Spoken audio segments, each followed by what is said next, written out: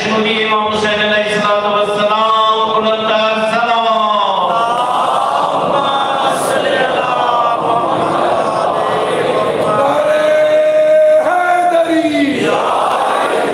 تاجیل ظہور وارث مظلومی انتر سلام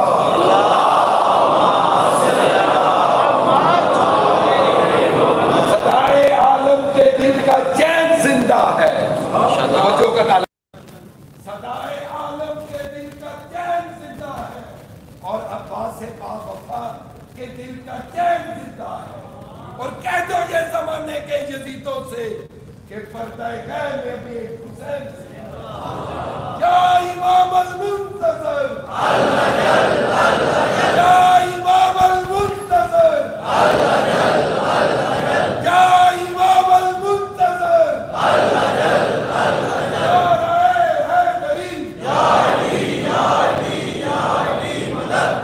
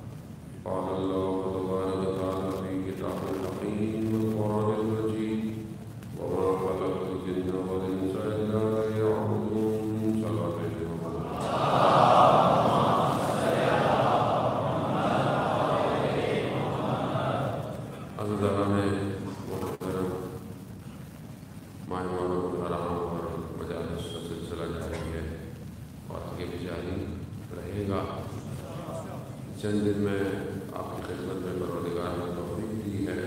آج ہماری تیسری مجلس ہے انشاءاللہ اور اگر زندہ ہے تو آپ کی خدمت میں حاضر ہے. ہماری گفتگو اس موضوع پہ ہے کہ کربلا جاویداں ہے، کربلا ہمیشہ کے لیے ہے اور اس کی کوئی نہ کوئی عوامل ہے، کوئی نہ کوئی اس کی وجوہات ہے. یہی پر جتنی توفیق ہو سکتی ہے آپ کی خدمت میں پیش کرنی ہے کہ یہ جو وجوہات کیا ہیں جس کی وجہ سے آج تک کربلا جو ہے وہ زندہ ہے. چند میں نے گزشتہ دنوں میں آپ کی خدمت میں بیان کی ایک کہ یہ پہلی چیز کہ یہ ارادہ الہی ہے، کربلا پر جاویداں رہنا یہ ارادہ الہی ہے۔ دوسرا یہ کہ بہرحال خلوص اور اخلاص کربلا میں پایا جاتا تھا، اور جو چیز خالص ہو وہ کبھی بھی ختم نہیں ہو سکتی۔ تیسری چیز کہ بہرحال خود کربلا اپنے وجود میں بہت ساری چیزیں اجتماعی طور پر رکھتی ہے۔ چوتھی چیز کہ جس پہ ہم نے کل اپنی گفتگو پہ اختتام کیا وہ خود امام ہے، کہ امام ہو واقعی امام تبھی کربلا زندہ ہے۔ ہر آج آپ اس طرح چند گزارشات آپ کی خدمت میں پیش کرنی ہے۔ کربلا کے لیے خود ائمہ علیہ السلام نے تاکید کی، یہ ایک اور ریزن ہے اس کا کہ خود ائمہ نے جو امام کے بعد آئے، چوتھے امام سے لے کر آگے جتنے بھی آئے، سب نے تاکید کی اس چیز کی، عزاداری کرو، عزاداری قائم کرو، صرف امام حسین کے لیے، یعنی باقی تو ظاہر ہے لیکن امام حسین کے لیے خاص تاکید کر کے گئے۔ ائمہ خود اپنے پیسوں سے جو ہے وہ عزاداری کا کروانا، شورا کو بلوانا، مصائب مرثیے پڑھوانا، مختلف جگہوں پر ذکر کو قائم رکھنا۔ کیوں؟ کیونکہ کربلا جو ہے وہ ایک عالمگیر ایشو ہے، ایک ذاتی یا کوئی چھوٹا سا یا کسی محلے کا یا کسی علاقے کا یا کسی قوم کا یا کسی فرقے کا نہیں ہے، عالمگیر ہے، یہ پورے عالم پر چھایا ہوا ہے۔ اب ظاہر ہے کہ جو چیز عالمی ہوتی ہے اور اتنے عرصے سے آ رہی ہو، تاثیر گزار ہو، لوگ اس سے اثر لیتے ہوں، لوگ اس مقصد کی طرف بڑھتے ہوں جس کے لیے وہ آئے، تو ظاہر ہے اس عالمی چیز کے لیے رکاوٹیں بھی ڈالی جاتی ہیں۔ توجہ ہے نا، کیونکہ رکاوٹوں کا بھی تو ذکر کرنا ہے کہ کون کون سی چیزیں رکاوٹ میں تو ہو رہی ہیں، کیوں اس پیغام کے لیے رکاوٹیں ہیں، کیونکہ یہ عالمی مسئلہ ہے، اور جب کوئی عالمی بات ہو تو کیوں ہر کسی کو ہونا چاہیے، اس میں کسی فرقے کی بات ہی نہیں ہے، سب کو۔ امام حسین علیہ السلام جو ہے وہ صرف مطلب کسی گروہ کی تھوڑی ہے، سب مسلمانوں کے ہیں، نواز رسول ہیں، صحابی رسول ہیں، تو یہ کسی ایک فرقے کے تو نہیں ہے، سب کے، تو سب کو منانا چاہیے۔ اب یہ کہ ہر کوئی اپنے حساب سے، اپنی ظرفیت کے حساب سے، اپنے حساب سے مناتا ہے، لیکن عالمی مسئلہ ہے، اور نہ صرف ایک زمانے میں بلکہ ہر زمانے میں، تو اس کو روکنے کے لیے اتنی طاقت لگائی جاتی ہے، اس کو روکنے کے لیے ائمہ جب تاکید کر رہے ہیں عزاداری کو کرو، امام کے پیغام کو پہنچاؤ، دوسری طرف سے پوری طاقت ہے اس کو روکو، اس کو روکو۔ کیوں؟ اگر یہ پوری دنیا کی بات پھیل جائے گی تو پھر تو آپ پتہ چلتا ہے آپ ہے کیا، ہر کوئی بولے گا یہی حق ہے، اچھا وہ پھر بھی پھیلتا ہے، مجھے نہیں کی سہارت سے ہوئی، اب کیسے ہوگی؟ روکنے کے بہت سارے طریقے ہیں۔ پہلے تو آپ نے دیکھا کہ شروع میں جو ہے وہ سادات پہ ظلم ہوتا رہا، سادات پہ ظلم ہوتا رہا، بنی ہاشم کو دیواروں میں چلوایا گیا تاکہ ان کو روکا جائے، اور اس طرح ایسا آپ کے سامنے تعلیم کا ماشاءاللہ آپ پڑھتے ہیں۔ امام وہ شخص ہے، وہ ہستی ہے کہ جو اکیلا بھی ہو تو پوری دنیا کو بدل دیتا ہے۔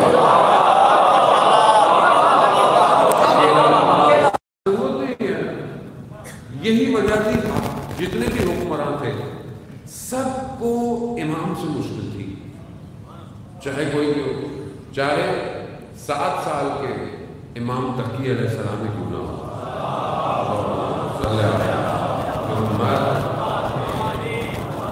ابھی 7 سال کتنی عمر ہوتی ہے بچے، کیا مشکل ہے، کیوں؟ کیونکہ جانتے ہیں یہ اکیلا بھی کائنات پلٹ سکتا ہے، 25 سال میں شہادت ہے امام کی، سب سے جوان ائمہ کی شہادت یہ نویں امام کی ہے، 25 سال میں شہادت۔ اسی طرح سے آپ دیکھیں ہر امام کو، اب جب آخری امام آئے دنیا میں آئے، ایک تو پہلے سے پتا ہے سب کو کہ جو ان کا 12واں ہوگا وہ ساری دنیا کو حکمرانوں کو پٹخ دے گا، یہ پہلے سے روایتوں میں، سب کی روایتوں میں 12واں جو ہوگا وہ سب تبدیل کر دے گا۔ اب 12واں کون ہے؟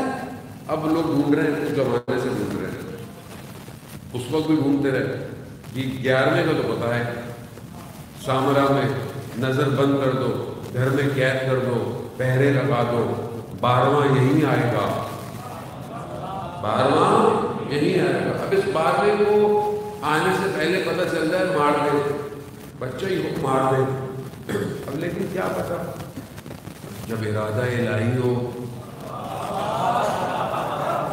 تو آپ کیسے روکیں گے؟ جب فرعون کو خبریں دی، جو خبریں دیتا ہے کسی کو، فرعون کو بھی خبریں دی کیا ایک بچہ پیدا ہونے والا ہے، وہ کیا کرے گا؟ وہ تمہاری حکومت کو پلٹ دے گا، الٹ دے گا، ختم کر دے گا۔ اس نے کہا اچھا، اس نے کہا سارے بچوں کو مارا۔ قرآن کے اندر فرعون بچوں کو، مردوں کو ذبح کرتا ہے، قرآن یہ ہے، عورتوں کو زندہ رکھتا ہے، یہ قرآن کا سلسلہ ہے۔ فرعونیت شخص نہیں ہے، فرعونیت نظام ہے۔ فرعونیت قرآن جب بیان کر رہا ہے، فرعونیت نظام ہے، جانو۔ بہت 2-3 دن میں نے آپ کو ٹیسٹ لیا کہ آپ کا ذہن کس حد تک برداشت کر سکتا ہے، تو میں نے کہا پھر اب تھوڑی سی ڈوز بڑھا دی جائے۔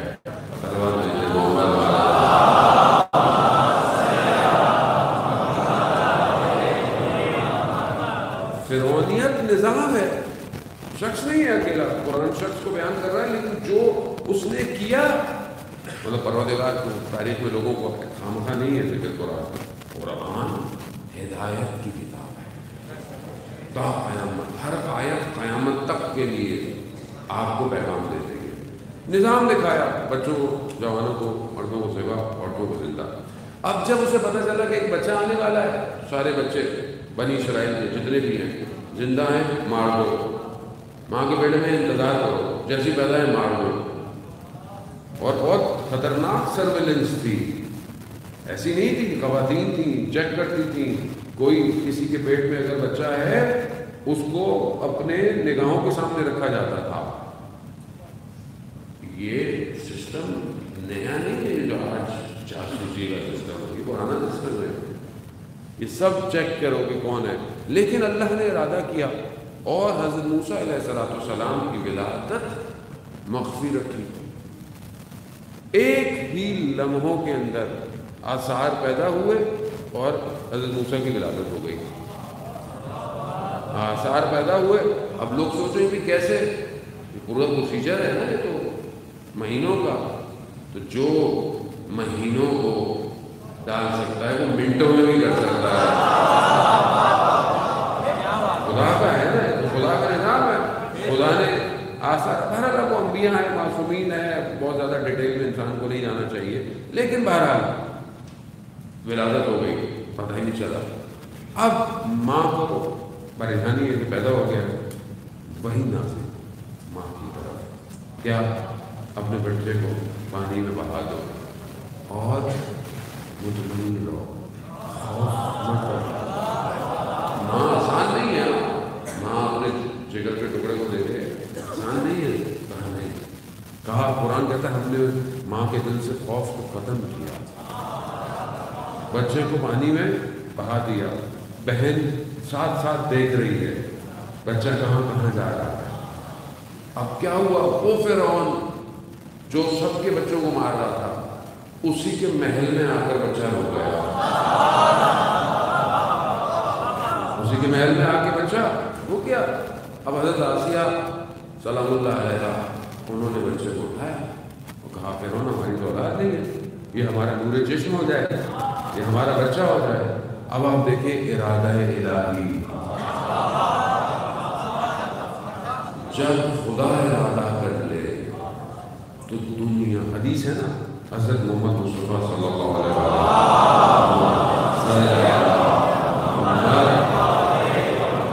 رسول خدا کی حدیث ہے کہ اگر خدا تمہیں کچھ دینا چاہے تو پوری دنیا طاقت لگا لے، تم سے چھین نہیں سکتی ہے، تم سے چھین. لیکن اگر خدا تمہیں کچھ نہ دینا چاہے اور پوری دنیا طاقت لگا لے تمہیں کچھ دینے کی، نہیں دے سکتی. وہ ارادہ الہی ہے، پروردگار ہے. پڑا ہوا وہیں پر فرعون کے محل میں حضرت موسیٰ بڑے ہوئے، ارادہ الہی ہے. یہاں بھی بہت ارادے لگے کہ 11ویں امام کے گھر 12واں نہ آئے پہلے، مگر اللہ یہاں پہ بھی آگے 15 شعبان کو وہ آخری چلا. ارادہ الہی ہے، روک نہیں سکے. اور پھر ملائکہ لے گئے 5 سال بعد دوبارہ دے. اور پھر تو لوگوں کو 11ویں امام نے لوگوں کی تربیت کر دی تھی، یہ غیبت ہوگی، اس کو غیبت کہتے ہیں. نشانیاں بتا دی تھی. آنے والے آئے اس زمانے میں کہ جب امام کی شہادت ہو گئی اور پھر اس کے بعد کچھ لوگ دور سے آئے، دوسرے شہروں سے، قم سے، کہیں سے آئے، اور کہ ہم کیسے پہچانیں گے کہ یہ جو فرزند ان کا ہے. اور بھی لوگ تھے جنہوں نے امامت کا دعوے کی رہی ہے امامت کی، تو ہمیں پتہ چل جائے کہ کون ہے. یہ پیسے لے کر آئے خمس دینے کے لیے، امام کی خدمت میں آئے. تو کسی اور سے پوچھا، وہ چیزوں کو بتا نہیں پایا، جبکہ یہ چھوٹے سے ہیں. جب ان کو دینے لگے تو کہا اتنے میں سے اتنے پیسے واپس لے جاؤ، یہ فلانی جگہ رکھ دو، کیونکہ بغیر پوچھے لے کر آئے تھے. یعنی امام ہے، امام کی کوئی مشکل نہیں ہے. اب یہ ارادہ الہی ہے امام کو زندہ رکھا جائے اور آخر تک زندہ رکھا جائے. تو یہ کربلا جو جاوداں ہے اس کا راز یہی ہے کہ کربلا ہی آخری سے جوڑے گی. کوئی اور مکتب نہیں ہے جہاں پر آخری کا انتظار کیا جائے. آپ توجہ بتا لیں، دنیا کی کوئی بڑی یونیورسٹی، دنیا کا کوئی بڑا مکتب، آئیڈیالوجی ایسی نہیں ہے جو آخری کے لیے تیاری کروا رہی ہو. خدا نے کربلا کو جاویداں رکھا. خود معصومین کہہ رہے ہیں عزاداری کرو، عزاداری کو قائم رکھو. کیوں؟ کیونکہ جب تم کرتے رہو گے تو تمہیں پتہ چلے گا تمہارا آخری زندہ ہے. ابھی کہاں بولیں گے، کہاں سنتے ہیں آپ؟ مجھے بتائیں، اس جگہ کے علاوہ آخری کا ذکر کہاں ہوتا ہے؟ تو اس کا مطلب یہ ارادہ الہی ہے. ارادہ یہ اس حسینیت میں ذکر ہی موت کا کرتے ہیں، مرنے کا کرتے ہیں، کٹنے کا کرتے ہیں. ان کو ہے نہیں، ان کو جتنا مارو یہ اور پرواز کرنے لگتے ہیں.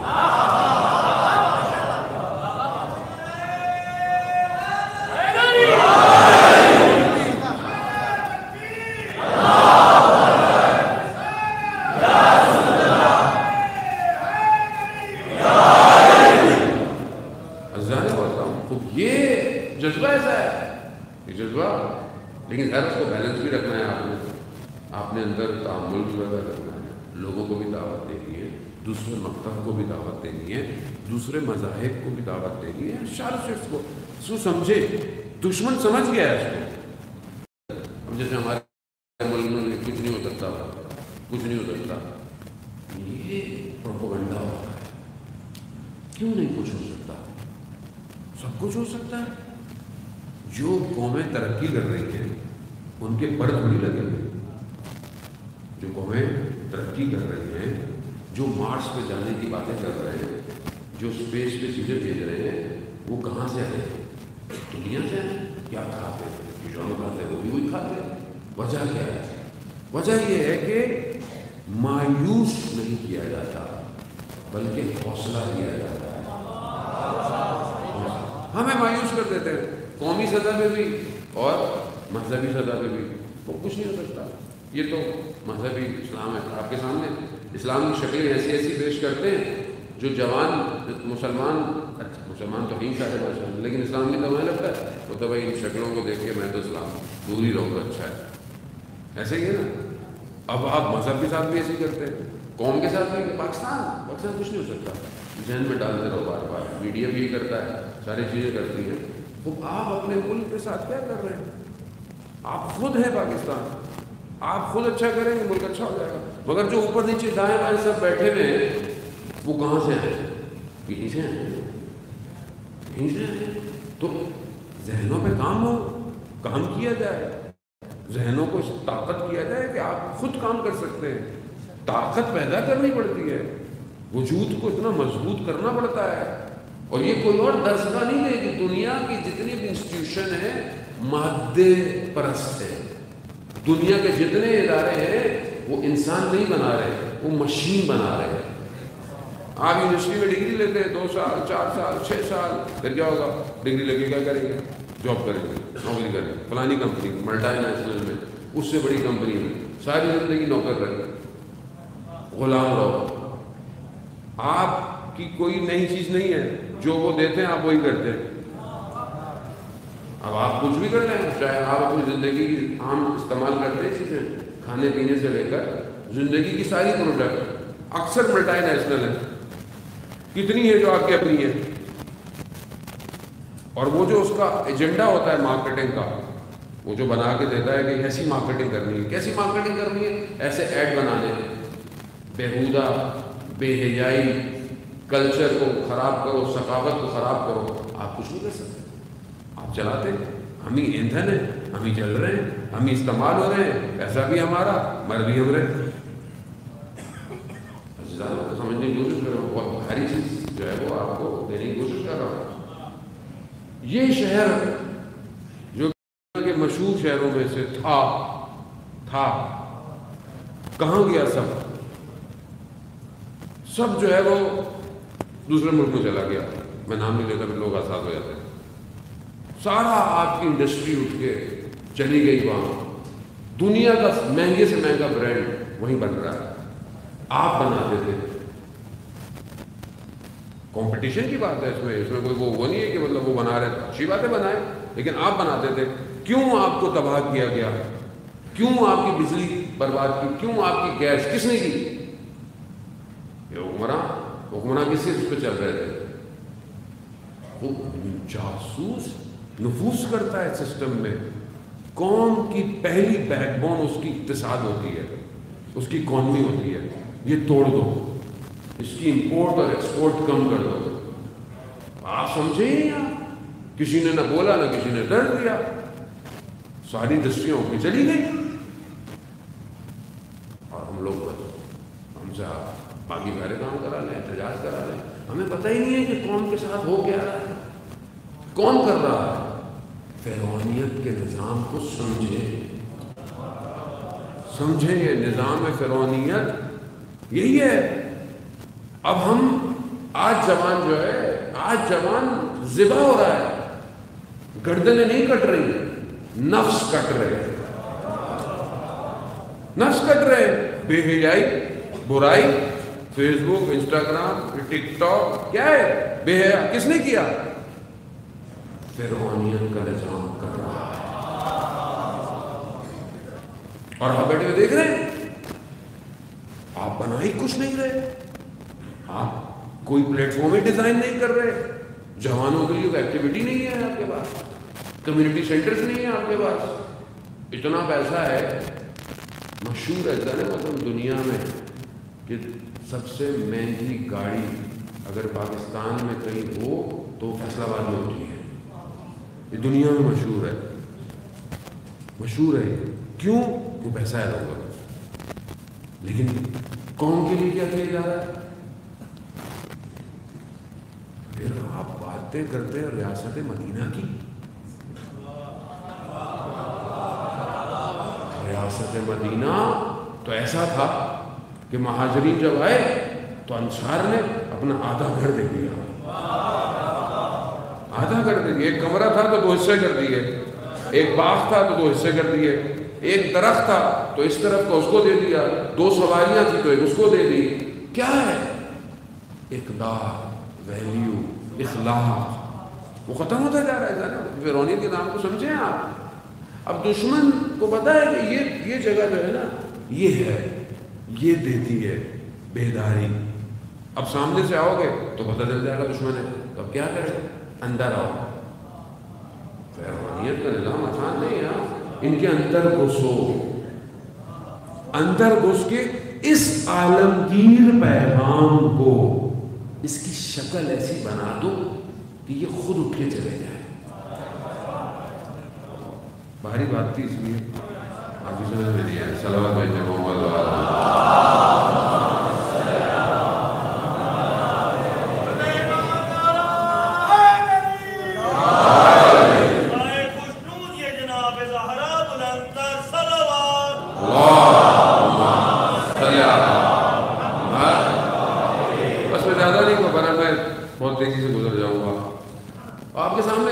ایک مثال واضح ہے. مجلس کو, عزاداری کو ایسا کر دو کہ اہل سنت نہ آئے. یہ آپ کے سامنے ہوا پچھلے چند سالوں کے اندر پنجاب میں سب سے زیادہ. کیوں؟ کہ عالمگیر پیغام ہے. روکو اس کو, روکو. اگر یہ پیغام ہر جگہ چلا گیا تو یہ دنیا بیکار ہو جائے گی اور یہ انتظار کرے گی اس کا. یاد رکھیں, کوئی بھی چیز ہو, کوئی بھی مکتب ہو اسلام کا, کوئی بھی فرقہ ہو, اگر وہ امام کی طرف لے کے نہیں جا رہا تو سمجھ لیں اس کام سے آپ کو کچھ ملنے والا ہے. آپ کو کچھ امیدیں مل جائیں گی, آپ کا وقت بھی گزر جائے گا, آپ کہیں ہاں مجھے مل گیا میرے ظاہری طور پر. لیکن اگر امام کا اور آنے والے نظام کی گفتگو نہیں ہے اور آپ کو یہ ہو نہیں رہا کہ میں کیا کر رہا ہوں امام کے لیے, تو سمجھ لیں پھر آپ کربلا نہیں پہنچے. کربلا ہم ہوتے یا ہمیں بلایا جاتا تو ہم کیا کرتے؟ کربلا خود سوچیں کیا کرتے تھے. امام کی خدمت میں حاضر ہوتے تو کیا کرتے اس وقت؟ جو امام نے کہا. امام کہتے بھائی میرا سسٹم ہے, میرا یہ موقف ہے, یہ امام سسٹم ہے پورا, وہ نظام الہی ہے. وہ اب نظام الہی یہی کہہ رہا ہے کہ سامنے جتنا بڑا نظام ہے, جتنا بڑا لشکر ہے, جتنی بڑی طاقت ہے, تمہیں ٹکرانا ہے. ٹکراتے نہیں. وہ شخص جو رستے میں آیا, ایک شخص ترامہ جو بصرہ کا رہنے والا تھا, امام کے پاس تھا, امام کے ساتھ. امام سے کہتے کہ مولا بصرہ چل, 1000 تلواریں یعنی 1000 جوان ہیں, جو تلواریں ہیں ان کے پاس, وہاں چلتے ہیں, وہاں سے لے کر آتے ہیں. یعنی آپ سوچیں تاریخ کی ہر بات بہت امپورٹنٹ ہے. یعنی شخص ایسے ہو جاتے ہیں کہ امام کو مشورے دیتے ہیں. جیسے لوگ ہمیں بہت مشورے دیتے ہیں. اچھی بات ہے, آپ اصلاحی مشورہ دیں اگر مجھے غلطی ہو جائے, لیکن زیادہ مشورے نہ دیں, کیونکہ پھر آپ خود وہاں سے چلے جائیں. بھائی آپ پڑھ لیں اگر آپ کو اچھا لگتا ہے کہ بات ہے. ہم تو جو پڑھ گئے ہیں وہ سنائیں گے آپ کو. جو درس یاد کیا ہے ہم تو وہی سنائیں گے آپ کو, ہم تو کچھ اور نہیں سنائیں گے. ہزاروں آپ سمجھنے کی کوشش کریں. اب یہ جو حالت ہے دشمن کی, اس کو سمجھیں. نظام فرعونیت آسان نہیں ہے, کیونکہ مجھے بہرحال دیکھ کے گفتگو کرنی پڑتی ہے کہ کہاں کس حد تک میں کھولوں معاملے کو. یہ نظام جو آج دنیا میں چل رہا ہے, اور ایک سسٹم ہے پوری دنیا میں, سسٹم چینج نہیں ہے. پہلے زمانہ ہوتا تھا کوئی چیز فلانی جگہ پہ آتی تھی تو ادھر آتے آتے 50 سال لگ گئے. ابھی سیکنڈ نہیں لگتا. ایک ہی دنیا کا کلچر ہو. گلوبلائزیشن کیا ہے؟ ایک ہی دنیا کا کلچر ہو, لوگ ایک جیسے کپڑے پہنتے ہوں, لوگ ایک جیسے کھانے کھاتے ہوں, لوگ ایک جیسے زندگی گزارتے ہوں, لوگ ایک جیسا سوچتے ہوں. کیسے کیا انہوں نے اس کو؟ اب کتنا کام کیا انہوں نے. کیسا کیا ہے؟ آج لوگ امریکہ میں بھی پیزا کھاتے ہیں، آپ بھی پیزا کھاتے ہیں، ہے کہ نہیں؟ ہے بری بات نہیں ہے نا، آپ خود منع کریں، پیزا کھانے سے منع نہیں کرتا. مثال کے طور پر خواہشات، لباس وہی ہے، برانڈ وہی ہے، اصل نہیں تو کاپی پہن لیں گے، کیا فرق پڑتا ہے؟ کاپی پہن لیں گے، وہی برانڈ ہے. انسان کردار کے بجائے جو چیزیں وہ پہنا ہوتا اس سے پہچاننے لگ گیا. انسان کی قیمت کیا ہے؟ انسان کی ابھی قیمت کیا ہے؟ لوگ اوپر سے نیچے تک دیکھتے ہیں، جوتا کون سا پہنا ہوا ہے، گھڑی کون سی پہنا ہوا ہے، شلوار قمیض کون سی پہنا ہوا ہے، ایسے دیکھتے ہیں نا لوگ. آفس چلے جائیں تو وہی لباس، فون کون سا ہے، مسائل ہے. ہم بھی بتا رہے ہیں مسائل. یہ آدمی دنیا ایسے قیمت لگاتے جبکہ اصل قیمت کیا ہے انسان کی؟ آئے علامہ تقی جعفری جرمنی برلن کانفرنس پہ گئے. کانفرنس کا موضوع کیا تھا؟ انسان کی ارزش، انسان کی ویلیو کیا ہے، انسان کی اپنی قیمت کیا ہے. عام زبان میں قیمت کیا ہے. ہر کوئی آیا، اس نے بڑے بڑے لٹریچر پڑھے اور اپنی ریسرچ پیش کیا. ان کی باری آئی، یہ گئے. انہوں نے کہا کہ انسان کی قیمت اور ارزش اس کی ہمت اور اس کا ارادہ ہے. اگر ایک شخص کی پوری زندگی کی ہمت اور ارادہ 2 کمرے کا فلیٹ ہے تو اس کی قیمت یہی ہے. آج کل کے دور میں دیکھیں، آج جوان پوری کوشش کرتا ہے کیا؟ فلانا موبائل لے لوں، قیمت ہی یہی ہے تمہاری. پوری طاقت لگاتا ہے نا، ماں باپ سے لڑے گا بڑھے گا، یہ لے لو یہ لے لو. یہ دیکھتے نا آج کل، بہت محنت کرے گا، بہت سوچے گا، ارے بھائی 25 سال 10 سال بعد 20 سال بعد تم کیا ہو؟ وہ بولا گھر ہو، فلانی گاڑی ہو. یہ قیمت ہے بھائی، یہ قیمت ہے. اب جب یہ کہہ کے نیچے اترے، لوگ کھڑے ہو گئے، لوگوں نے تالیاں کی واپس گئے. کہا کہ میرا کال نہیں ہے، یہ 1400 سال پہلے رسول کے وسیع کا کال ہے.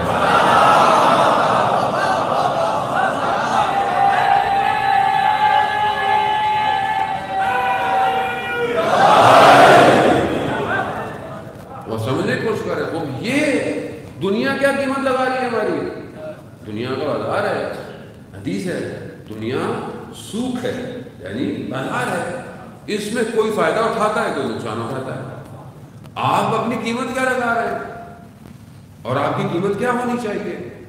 کیا ایک قیمت ایک نامحرم کی تصویر ہونی چاہیے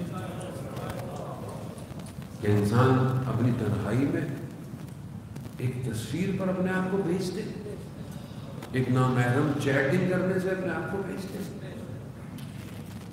کیا ہے ہماری قیمت؟ مولا متقیان ارشاد فرماتے ہیں کیا کہ تمہارے نفس کی کم سے کم قیمت جنت ہے. کم سے کم قیمت، زیادہ نہیں، کم سے کم. اگر بیچنا ہے تو جنت نہیں بیچنا. یہ ارزش ہے، سمجھیں یہ ارزش ہے جو اسلام دے رہا ہے. اور ایک فرعون کا نظام کیا دے رہا ہے کہ تمہارے انسٹاگرام پہ لائک کتنے، ایسی ہے نا، پیج کے فالوورز کتنے ہیں.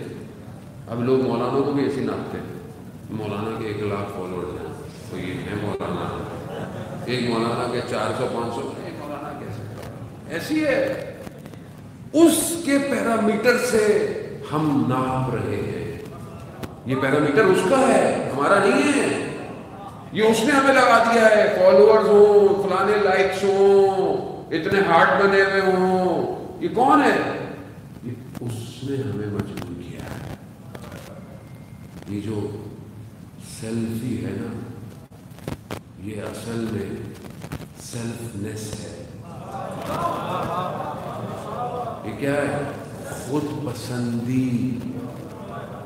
خود پسندی ہے. جانے کو سمجھنے کی کوشش کریں، میں بہت باریکی سے آپ کو بہت آرام سے سمجھانے کو دوں. خود پسندی ہے ہاں آپ اس کو ٹیسٹ کریں. ادھر کیمرہ ہوتا تھا آپ دوسروں کو کھینچتے تھے, ابھی ادھر کیمرہ میں ضرور آؤں. خود پسندی, خود کو اچھا لگنا. فلٹر 25 فلٹر ہے, شکل لگتی بھی نہیں ہے تو اچھی ہو جاتی ہے, ایسی ہے نا. کیوں؟ اور پھر اچھا حقیقت سے دور ہے, یہ حقیقت میں کچھ اور ہے, ادھر کچھ اور ہے. اب میں خوش اس پہ نہیں ہوں گا کہ میرا دوست میرے ساتھ بیٹھے, میرے سے بات کرے, میرے ساتھ چائے پیے, نہیں. میں خوش اس پہ ہوں گا کہ اس میری تصویر پر جسے میں نے فلٹروں کے ساتھ اپلوڈ کیا ہے, اس کو کتنوں نے لائک کیا ہے. سمجھ رہے ہیں آپ؟ افسردگی. جب آپ اپنے آئینے میں شکل دیکھیں گے, آپ اس تصویر کو دیکھیں گے تو آپ افسردہ نہیں ہو, کیونکہ آپ کے سامنے کوئی نہیں ہے, سب ورچوئل ہے. بہت بڑا, میں آپ کو بتا نہیں سکتا کیا کروں, کیا کیا رکھوں آپ لوگوں کو. فرعونیت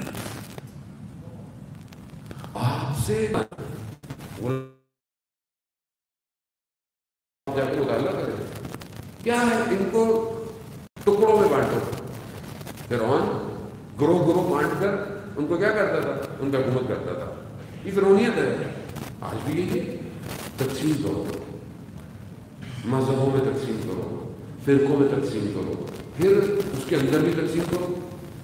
جتنی تقسیم ہوگی اتنی حکومت آسان ہو جائے گی. ہے کہ نہیں ایسا؟ شیعہ سنی, پھر سنیوں کے اندر بہت سارے, پھر شیعوں کے اندر بھی ماشاءاللہ تقسیم. کیوں؟ تاکہ یہ آپس میں لگے رہے. اور جب محرم شروع ہوتا ہے تو ساری باتیں باہر آتی ہیں. ماتم کرنا ہے, نماز پڑھنی ہے, یوں ہونا ہے, جلوس یوں نکلنا ہے, یوں صحیح ہے, یہ صحیح ہے, وہ صحیح ہے. یہ ایک جنگ ہر سال خاموش ہوتی ہے, یہاں شروع ہو جائے. کون شروع کرتا ہے؟ Social media. کس کا ہے؟ کسی اور کا. لڑواتا ہے. کیا کرے گا؟ تاکہ کرنا ہے. آپ کے سامنے میں پہلے بھی پہلی محرم سے عرض کیا میں نے, کراچی کے اندر بھی کوئی چیز آئے جو نیگیٹو ہو آپ نے فارورڈ نہیں کرنی. اگر آپ فارورڈ نہیں کریں گے فتنہ وہیں ختم ہو جائے گا.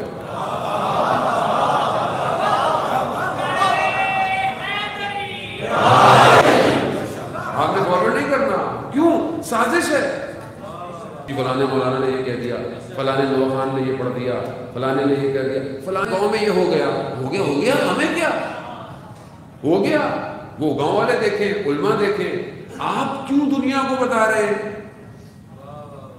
روکیں سنگلی کو, دشمن استعمال کر رہا ہے. نہیں, ہم تو بتانا چاہ رہے ہیں. کیا ضرورت ہے بتانے کی جس کو پتہ ہی نہیں ہے؟ کتنی چیزیں ہیں جو لوگوں کو نہیں پتا ہوتی, ہم بتاتے ہیں. اس فلانے نے یہ کر دیا, فلانے نے. کیا ہو گیا؟ آپ کو پتہ ہی نہیں ہے آپ کس کی زمین پہ, کس کے پچ پہ کھیل رہے ہیں. آپ کو نہیں پتا یہ گراؤنڈ کسی اور کا ہے. اس گراؤنڈ میں آپ نہیں جیت سکتے کیونکہ اس گراؤنڈ کو کسی اور نے ڈیزائن کیا ہوا ہے. آپ جتنے بھی اچھے بالر ہوں, آپ کی بال بیٹھ جائے گی. سسٹم کسی اور کا ہے. سمجھنے کی کوشش کریں, یہ طاقت پیدا کریں, اتنی اپنا سسٹم خود بنائیں, اپنی چیزیں خود ڈیزائن کریں. کون کرے گا؟ آپ ہی کریں گے. جوان کریں گے, بیٹھے کریں گے, یہی کریں گے نا. اگر ان کو راستہ دینے موقع نفس قربان کیے جا رہے ہیں. آپ دشمن جیسے فرعون غلام بنا تھا. احرام مصر اتنے بڑے بڑے بنا دیے, آج تک لوگ پریشان ہیں. کیسے قوم تھی تو ذہین بنا دیے, غلام کیسے کیسے غلام ہوتے تھے زمانے میں. اب فرعونیت آپ کے ہاتھوں میں رسی نہیں ڈال رہی, آپ کے گلے میں توق نہیں ڈالے گا. اب جو وہ غلام بنا چکا ہے وہ ذہنوں کو غلام بنا رہا ہے. اب آپ کے سامنے یہ دنیا تو ترقی یافتہ ہے نا. دنیا کی سینچری, کسی سینچری جو ہے وہ آگے جا رہی ہے. اب کتنا ترقی یافتہ ہے. لیکن جی انسان جو ہے وہ اب پہلے روڈ پہ کھڑا ہوتا تھا ٹیکسی وہ ڈھونڈتا رہتا تھا, آتی نہیں تھی. اب آپ بٹن دباتے کریم آپ کے گھر پہ آ جاتی ہے. ٹھیک ہے, اب آپ کو کھانا آپ پھر کوئی نہ کوئی فوڈ پانڈا کوئی نہ کوئی دبا دیتے ہیں, آ جاتا ہے. اب آپ کو کچھ چیز ڈراپ کرنی ہے بائک والا آ جاتا ہے. یہ تو ترقی یافتہ ہو گیا نا.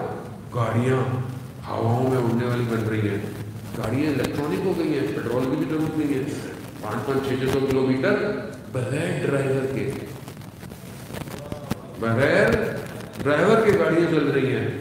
انسان ترقی کر رہا ہے, بڑی بڑی بلڈنگیں بن رہی ہیں, انسان اسکائی اسکیپرس کی طرف جا رہا ہے, یعنی ترقی یافتہ ہو رہا ہے. لیکن اس ترقی یافتہ میں غلامی اتنی ہی بڑھتی چلی جا رہی ہے. انسان اس ترقی یافتہ میں کہ جو کیپٹلزم اور انڈسٹریلزم کے زمانے میں کیا تھا, انڈسٹریاں کھولیں, مزدور بنے, لوگ کام کرتے رہے اور ایک طبقہ امیر ہوتا رہے. آج ظاہری طور پر آرٹیفیشل انٹیلیجنس ہے, آج ہر چیز ای کامرس ہے, لیکن غلام بناؤ. کیسے غلام بناؤ؟ ذہنی طور پر ڈیجیٹل سلیو. یعنی کیا؟ یعنی ڈیجیٹل غلام. ہر شخص اپنے ہاتھ میں اپنی غلامی کا پھندا لیے گھوم رہا ہے. یہ گھڑی ہے آپ کے پاس, آپ اپنی مرضی سے نہیں کچھ کر سکتے. آپ صبح سو کے اٹھتے ہو, سب سے پہلے آپ موبائل دیکھتے ہو, کوئی میسج تو نہیں ہے. نماز میں بھی دھیان اسی پہ ہوتا ہے, کس کا میسج آیا, کہاں ہیں آپ, غلام. اور یہ بھی پھیلتا جا رہا ہے. دیواریں گھروں کی چار دیواری جو کہ حجاب رکھتی ہیں. اسلام تو اتنا قانون دیتا ہے, اپنی چھت پہ بھی چڑھو تو برابر والوں کو بتا کے چڑھو. کیوں؟ ہو سکتا ہے ان کی کوئی خاتون جو ہے وہ گھر کے اندر کام کر رہی ہو, آپ کی نگاہ نہ پڑے اس کے اوپر. اتنا اسلام چھت پہ بھی قانون دیتا ہے. لیکن آج اس ڈیجیٹل سلیوری نے ساری دیواریں گرا دی ہیں. آج بچیاں کیا کر رہی ہیں, بچے کیا کر رہے ہیں, محرم نامحرم کون ہے, کون کس سے بات کر رہا ہے, سمجھنے کی کوشش کریں. فرعونیت کے نظام کو پروردگار قرآن میں صرف ہمیں قصے عبرت کے لیے احسن القصص ہیں. انبیاء کے دور کے واقعات اس لیے ہیں کہ تکرار ہوں گے. سارے انبیاء, ہر انبیاء کی امت میں الگ الگ چیزیں ہوئی ہیں. تو اب کون ہے جو ان انبیاءوں کا وارث ہو اور ہمیں پوری قیامت تک کے نظام فرعونیت سے بچائے؟ کون ہے؟ تو آپ زیارت پڑھتے ہیں, السلام علیکم یا وارث آدم صفات اللہ, السلام علیکم یا وارث نبی اللہ, السلام علیکم یا وارث موسیٰ کلیم اللہ, السلام علیکم یا وارث عیسیٰ روح اللہ, السلام علیکم یا وارث محمد مصطفیٰ, السلام علیکم یا ابن علی المرتضیٰ, السلام علیکم یا ابن فاطمہ الزہرا. اللہم صلی اللہ. یہ ہے حسین, یہ ہے حسینیت جو انبیاء کا وارث ہے. یہی وہ سسٹم ہے جو سارے نظام فرعونیت سے آپ ہو جائے گا. اب سمجھ میں آئے امام حسین کیوں آئے تھے کربلا, کس کو لے کر آئے, کیسی ہستیاں تھیں وہ, بچے نہیں تھے. آپ سمجھ رہے ہیں کہ بس میں بچہ سمجھ نہیں, 6 مہینے کا بچہ, 6 ماہ کا بچہ. تو کیوں لائے امام حسین 6 مہینے کا بچہ کیوں؟ 6 مہینے کے بچے نے وقت کے حاکم سے اس کے چہرے کا نقاب کھینچا ہے. 6 مہینے کا بچہ ہے, جانے محترم. آپ سمجھ رہے ہیں کہ یہ کیا ہے؟ یہ بس جانا ہو دوبارہ گفتگو تو دل چاہتا ہے بندہ بولتا ہے اور آپ کی ایک خوبصورت سماعت ہے، لیکن وقت محدود ہے، ایک اور جگہ بھی جانا ہے، اور بہرحال مجھے اور خدا میں توفیق دے تو بہرحال میں اپنی گفتگو کو اختتام کرتا ہوں کہ کربلا جاویداں ہے، جاویداں رہے گی، ہم رہے نہ رہے میرا ذرا رہے، اور اگر ہم چاہتے ہیں کہ رہے پھر ہمیں بھی اسی کے ساتھ رہنا پڑے گا۔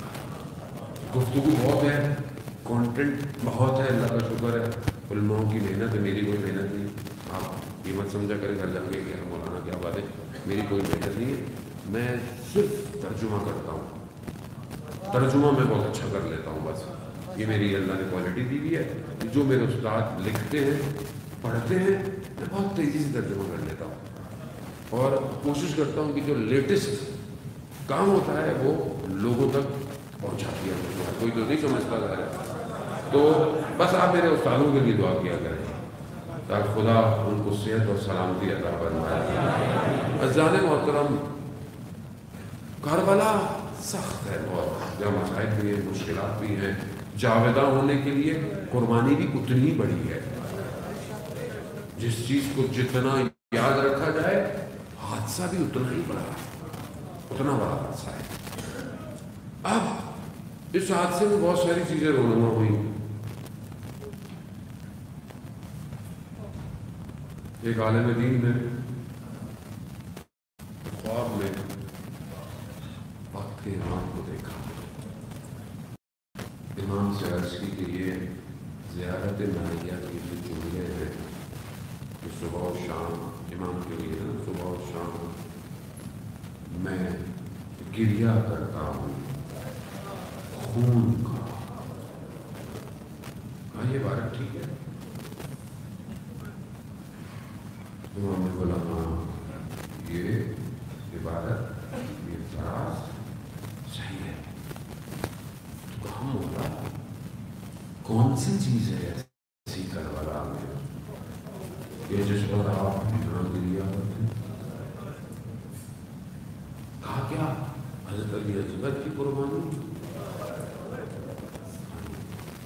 کہا حضرت علی اکبر، کہا اگر حضرت علی اکبر بھی زندہ ہوتے نا وہ بھی خون کا گریہ کرتے ہیں، کہا تو پھر حضرت عباس، کہیں اگر حضرت عباس بھی زندہ ہوتے وہ بھی خون کا گریہ کرتے، تو کہا پھر تو امام حسین علیہ السلام کی اپنی قربانی ہے؟ کہا نہیں، اگر جد حسین بھی ہوتے وہ بھی خون کا گریہ کرتے، تو کہا مولا پھر کون سی ایسی پریشانی ہے، کون سی ایسی مصیبت ہے؟ کہا پھوپھی زینب کی،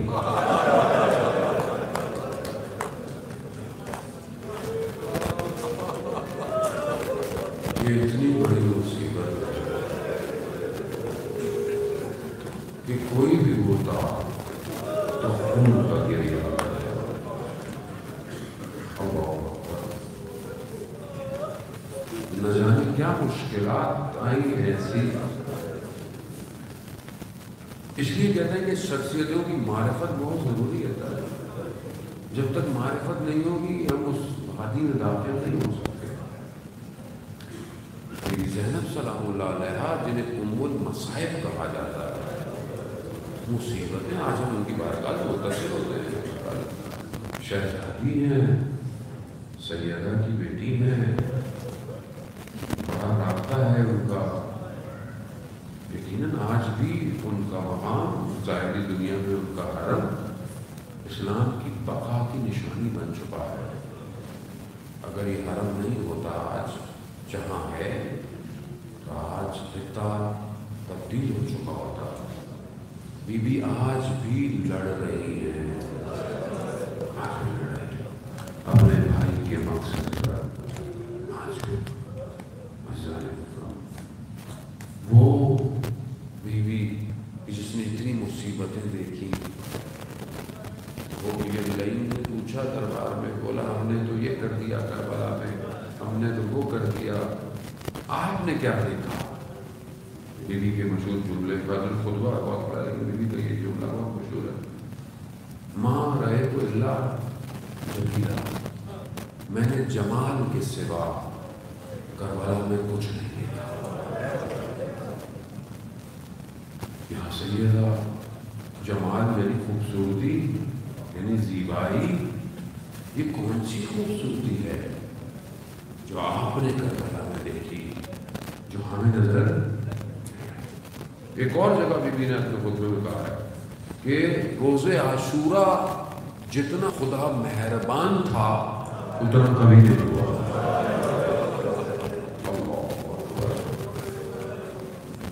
یہ معاملہ کیا ہے، ماجرا کیا ہے؟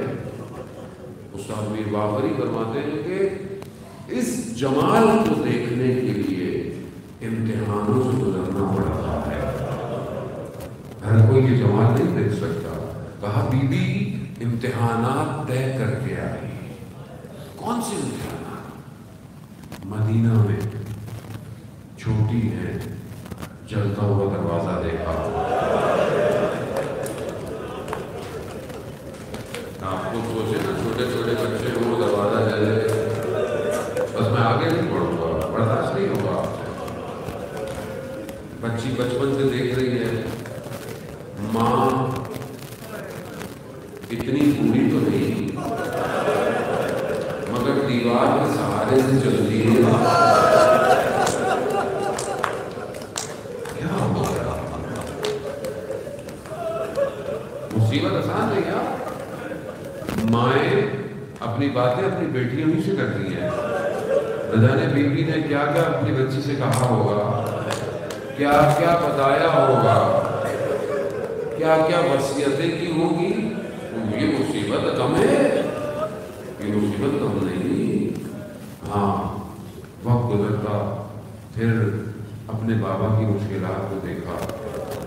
بابا جب کمرے میں آئے، لٹایا گیا، ماتھے پر زرد رومال، وہ امام جو سب کو دلاسے دے رہا ہے، بیٹا حسن گریہ نہیں کرنا، بیٹا حسین گریہ مت کرے. لیکن جیسے ہی اپنی ان دو بیٹیوں کو دیکھا وہ شیر خدا پھٹ گیا، رونے لگا. گریا صبر نہیں ہو سکا میرے حضرت سے. میں کہوں گا یا امیر المومنین، یہ کوفہ تو آپ کا اپنا کوفہ ہے، یہ تو آپ کی بیٹیاں آپ کے گھر کے اندر ہیں. آپ نے بیٹیوں کو دیکھا گریا شروع کر دیا. میرے مولا 61 ڈگری کا کوفہ، یہی آپ کی بیٹیاں ہوں گی کربلا کوفہ میں. ہاں مشکلات گزرتی. اپنے بھائی امام حسن کے جگر کے ٹکڑوں کو رشک میں دیکھا، گریہ کر رہی ہیں حضرت بہن، گریہ کر رہی ہیں. بھائی کے بدن سے تیروں کو نکالا. کوئی آسان نہیں، وہ مشکلات دیکھتی ہی آئی. آتے آتے آتے جب بھائی مدینہ سے چلنے لگا تو اب یہ بہن بھائی کے بغیر تو رہ نہیں سکتی. کہا بھائی میں بھی جاؤں گی. کہاں؟ لیکن آپ کو اپنے شوہر سے اجازت دینی ہے. شریعت یہی ہے کہ امام شریعت کا پابند، امام شریعت لے کر آیا جاتا ہے، امام شریعت کی ترویج کر رہا ہے، امام ہی نے شریعت کو لوگوں تک پہنچانا ہے. ہم نے کہا کہ یہی عبداللہ ابن جعفر مریض ہیں، بستر پر ہے.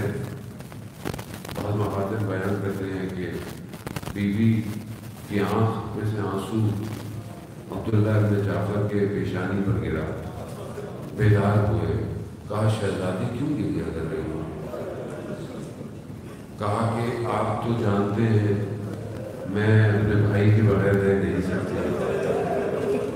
تو بس کہاں تو کیا ہوا پتا، آپ کو پتا ہے کہ جا رہے ہیں وہ. کہاں تو جائیں، میں آپ کو روک نہیں سکتا کیونکہ ہمارے حق میں شرط یہی تھی کہ آپ امام حسین کے ساتھ جائیں. جانے لگی. کہا یہ میرے 2 بیٹے لے جائیں، جب ضرورت پڑے تو ان کو امام پر قربان کر دیں. لے لیا. کربلا ہے. کربلا میں جب بھی کوئی بدن روز عاشورہ آتا تھا نا تو بی بی سب سے پہلے آتی تھی. کیوں؟ تاکہ بھائی کا ساتھ دے، بھائی کے سامنے موجود ہو. کہ بہن ساتھ ساتھ ہے. لیکن جب محمد گئے ہمارا کو آپ سنتے رہے میں تو نہیں پڑھوں گا. بس دونوں جب گر گئے اور جب دونوں کو لایا گیا تو خواتین دیکھتی ہیں حضرت زینب نظر نہیں آ رہی. زینب نظر نہیں آ رہی. خیمے میں گیا کیا دیکھا بی بی سجدے میں سر رکھی ہوئی ہے اور دعا کری. انہوں نے کہا یہ میری 2 نشانیاں ہیں, اس کو اپنی بارگاہ میں قبول کر لیں. 2 نعمتیں میں نے دیکھی ہیں. تو خاتون اہل حرم نے کہا کہ بی بی اون محمد آ گئے. اب وہ سمجھی کہ اون محمد تو جنگ پہ گئے, واپس کیسے ہے؟ باہر نکل کر کیا دیکھا؟ دشت کربلا پر ایک طرف اون ایک طرف محمد سو رہا ہے. امام حسین سر جھکائے کھڑے ہیں کہ بہن نہ جانے کس طرح دیکھے گی. بی بی نے دونوں بدنوں کو ہٹایا, سر سجدے میں رکھا اور کہا پروردگار تیرا شکر, تو نے میری ان قربانیوں کو قبول کر لیا. ہاں اور یہ مصیبتیں یہ دیکھتی اللہ. بس آپ سے بس التماس سے دعا عزادارہ کو. روزے عاشورہ کا جب آخری وقت آیا نا, عصر عاشورہ, جب سب چلے گئے, اجڑ گیا سیدہ کا گھر, بکھر گئے یہ پھول جو گلشن زہرا میں کھلتے تھے, بکھر گئے. کوئی کہیں کہیں کسی کے ٹکڑے ہو گئے, کہیں کسی کے بازو کٹے, کہیں کوئی مرجھا گیا, کہیں کوئی ہاں گلشن زہرا یہ گل اجڑ گئے. اب آخری چراغ زخموں کی حالت, بھوکا اور پیاسا زخموں کو لیے آخری ودا کرنے اپنی بہن سے خیمے آیا. آخری ودا آسان نہیں ہے, یہ سب زخموں کو برداشت کیا ہوا. کربلا دن بدن امام کے چہرے کو نورانی کر رہی ہے. امتحان بہت سخت تھا, امتحان دینے والوں نے دیا, اللہ کی خاطر تھا, لیکن امام کی اپنی یہی نوکری تھی. امام نے خود انتخاب کیا تھا اسے. جب بہن سے جدا ہونے لگے, وصیتیں ہیں, وہ کرتا ہے, وہ مظلومیت. امام نے بھی کرتا اس لیے پہنا کہ شاید اسے چھوڑ دیں یہ لوگ. کرتا بنایا گیا. امام بہن بھائیوں کی گفتگو ہے. امام بہن سے خیمے سے نکلے, گھوڑے پر سوار ہوئے, اپنی سواری پر سوار ہوئے اور سواری چلنا شروع ہو گئی. پیچھے سے امام سنتے ہیں آواز آ رہی ہے, محلن محلن یبنت زہرا, آہستہ چلو زہرا کے ساتھ. کیوں؟ یہ ایک نشانی تو ہے, یہ جا رہی ہے. اور بیوی جانتی ہے کہ اب گیا, اب بھائی گیا تو واپس نہیں آئے گا. جاتے جاتے بیوی نے یہ کہا, پہلے زہرا کے نام آہستہ. امام نے جب دیکھا نا کہا بہن ابھی تو مل کر آیا ہوں. ہاں بعض علماء بیان کرتے ہیں کہ بہن نے کہا کہ مجھے ماں کی ایک وصیت یاد آ گئی, ماں کا نام سننا تھا, میرا مولا نیچے آیا. نہیں پتا, نہ جانے امامے کے تحت حنک کو ہٹایا گیا, گلے میں بوسے دیے گئے, کیا وجہ تھی؟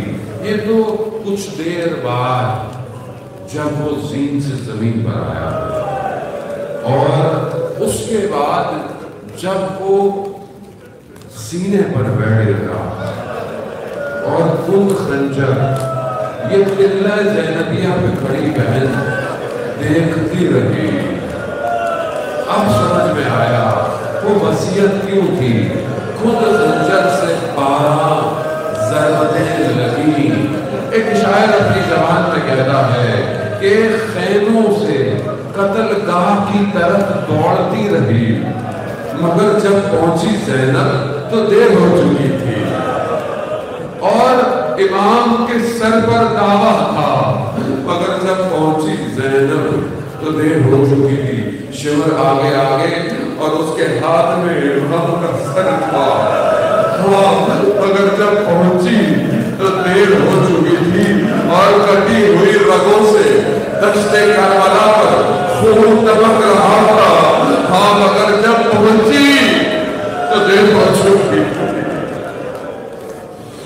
अल्लाहुल्लाह अलल कौम ज़ालिमीन वसयअलमुल लज़ीना ज़लमू अय्युहुम परवरदिगार इमाम ज़माना के ज़हूर में ताजील अता फरमा, हमें उनके नासर उनके मददगारों में शुमार करना, जो परेशान हाल उनकी परेशानियों को दूर फरमा, जो हाज़रीन मजलिस हैं इनकी जायज़ ख्वाहिशात को पूरा फरमा।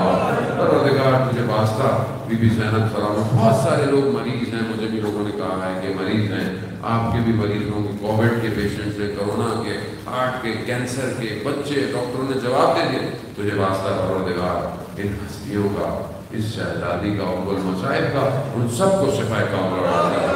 हमारे मुल्क अजीज पाकिस्तान को इज्जत और इस्तेकाम अता फरमा, इसके दुश्मनों को नेस्त और नाबूद फरमा, मुसलमानों को, फिरकों को आपस में मोहब्बत के साथ रहने की तौफीक अता फरमा, मोमिनीन को आपस में मोहब्बत के साथ रहने की तौफीक अता फरमा।